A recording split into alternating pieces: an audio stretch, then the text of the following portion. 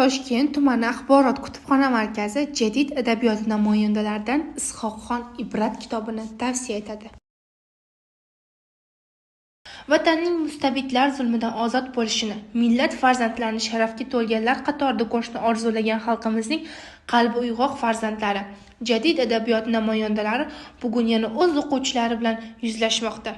Xalq ma'naviyatini boyitish yo'lida olib borilgan kurashlar, milliy matbuot, adabiyot va teatrning odamlar tafakkurini oshirishdagi ahamiyati haqida asarlarda kuyunib yozgan, bu borada fidoyilik ko'rsatgan, alal-oqibat qatag'onga uchraganlar haqida so'z borarkan, Abdulla Qodiriy, Abdurauf Fitrat, Abdulhamid Cho'lpon, Abdulla Avloniy, Mahmud Xo'ja Behbudiy, Munavvar Qori Abdurashidxonov, Usmon Nosir, Is'hoqxon Ibrat siymolari ko'z oldimizda gavdalanadi.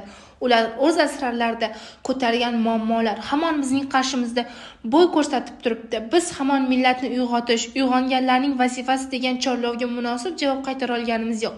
Jadid adabiyot namoyandalari ruknida tayyorlangan kitoblarimizni o'qir ekan, kitobxon o'zini shu vatanning ongli fuqarosi, vatani va millat taqdiri uchun mas'ul inson sifatida namoyon qilishga o'zida jur'at topadi.